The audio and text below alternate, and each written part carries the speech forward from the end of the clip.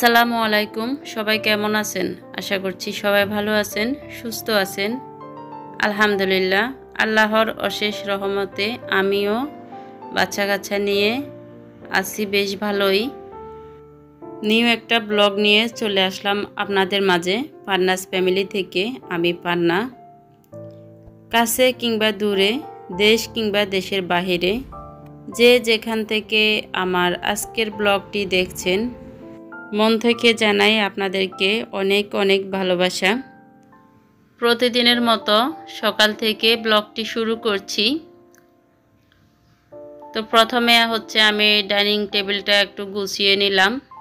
যেহেতু আমার রান্নাঘরটা একদমই ছোট, তো আমি কোনো জিনিসই ধুয়ে রান্নাঘরে রাখতে পারি না। সেজন্য আমাকে ডাইনিং টেবিলের উপরে রাখতে হয়। তো আমি টেবিলটা গুছিয়ে রেখে তারপরে বাচ্চার স্কুলে চলে গিয়েছি। টিফিন নিয়ে বাচ্চাকে টিফিন খাইয়ে তারপরে বাসায় এসে বাকি কাজগুলো করব। তো আমি ওকে টিফিন খাইয়ে কিন্তু বাসায় চলে আসছি। এসে একটু আমড়া মাখা করছি। কিছু আমড়া ঘরে রয়ে গিয়েছিল, তো এগুলো আমি একটু শুকনা মরিচ আর লবণ, একটুখানি চিনি আর আচার দিয়ে মেখে খেয়ে নিচ্ছি। খুবই মজা লাগে এরকম। তো খেয়ে দিয়ে আমি রান্নাঘরে চলে আসলাম। আজকে একটা রেসিপি আপনাদের সাথে শেয়ার করব। এটা লেয়ার মুরগি। তো রেসিপিটি শুরু করার আগে আপনাদেরকে একটা কথা বলি। প্রতিটা ভিডিওতে বলছি আমার প্রিয় প্রিয় আপু ভাইয়াদেরকে যে আপনারা স্প্যাম কমেন্ট করবেন না। তাও কিন্তু আপনারা বুঝতেছেন না কিভাবে যে আপনাদেরকে বুঝাই বলি। এই স্প্যাম কমেন্টে যে কি পরিমাণে ক্ষতি হচ্ছে। এই স্প্যাম কমেন্টগুলোতে আপনার নিজেরও ক্ষতি হচ্ছে, যাকে করছেন তারও ক্ষতি হচ্ছে। তো আমার প্রিয় প্রিয় আপু ভাইয়ারা যারা স্প্যাম কমেন্ট করছেন, তারা কমেন্টগুলো একটু ঠিক করে নেন, তাহলে আমি আপনাদের মাঝে খুব সহজে চলে যেতে পারবো। এই স্প্যাম কমেন্টের কারণে আমি আপনাদের মাঝে যেতে পারছি না। তো এখানে আমি মুরগির মাংসগুলো ভালোভাবে ধুয়ে প্রথমে দিয়ে দিলাম আদা রসুনের পেস্ট, তারপরে হলুদ গুঁড়ো, মরিচ গুঁড়ো, ধনিয়া গুঁড়ো, হালকা ভাজা জিরে গুঁড়ো দিলাম, একটু হালকা ভেজে দিয়ে দিলাম আর কি। তারপরে লবণ দিয়ে দিলাম। এখানে কিছু গরম মশলা নিয়েছি লবঙ্গ, গোলমরিচ, তারপরে তেজপাতা, একটা স্টারনেস, তারপরে 2 পিস দারুচিনি। তো এইগুলো আমি এখন দিয়ে দিব। তারপরে আমি এখানে সাদা এলাচ নিয়ে নিলাম 4টা, কালো এলাচ 1টা, একটু থেতো করে দিয়ে দিচ্ছি। ফ্লেভারটা ভালো আসবে এরকম করে দিয়ে দিলে। এখন দিয়ে দিচ্ছি রাঁধুনি মুরগির মশলা। এভাবে আপনারা লেয়ার মুরগিটা একবার রান্না করে খেয়ে দেখবেন। খেতে একদম গরুর মাংসের মতো।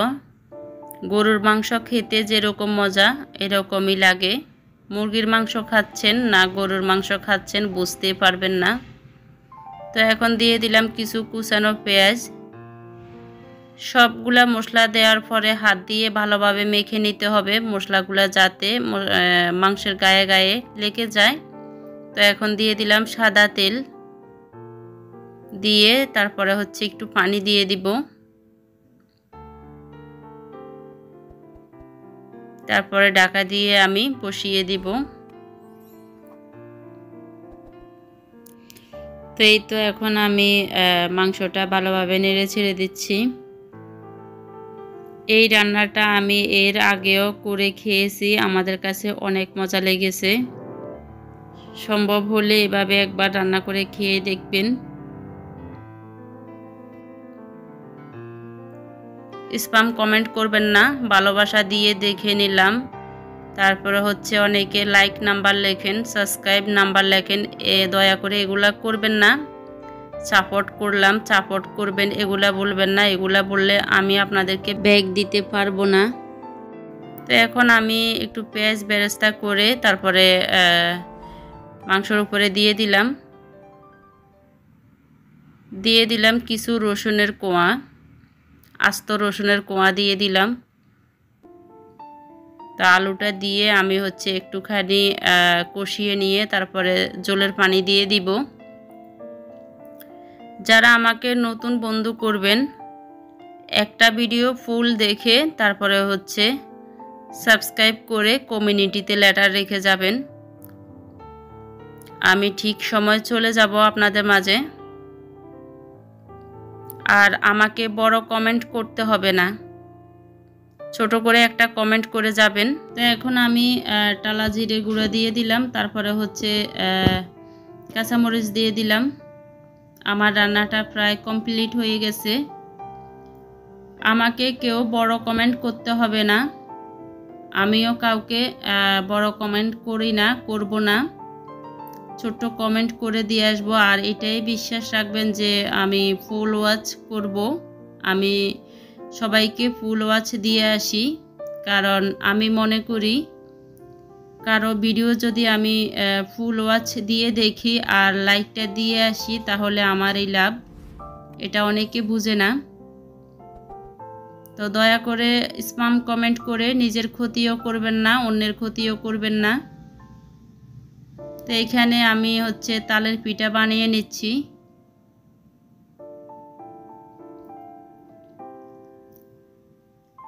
যারা আজকে নতুন আমার চ্যানেলটি ভিজিট করছেন, আমার ভিডিওর কোথাও কোনো অংশ যদি আপনাদের ভালো লাগে, চাইলে আমার চ্যানেলটি সাবস্ক্রাইব করে আমার পাশে থেকে যেতে পারেন।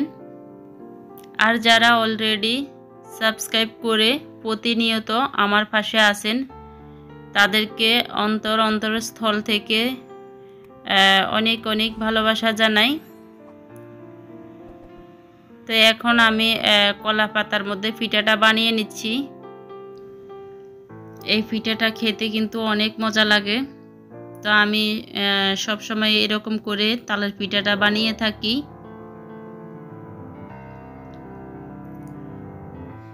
যারা এই পর্যন্ত এসে গেছেন আমার সাথে, একটা লাইক দিতে ভুলে গিয়েছেন, দয়া করে একটা লাইক দিয়ে দিবেন।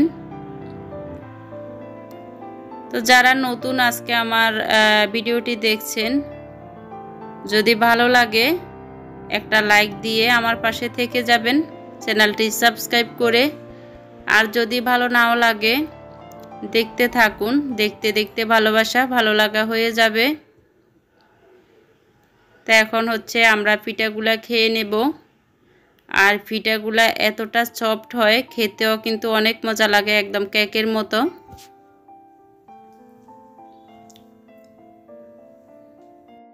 তো একটা দিদিভাই একটু আগে আমাকে কমেন্ট করেছে, ভালোবাসা রেখে গেলাম, এ পর্যন্ত ঠিক আছে।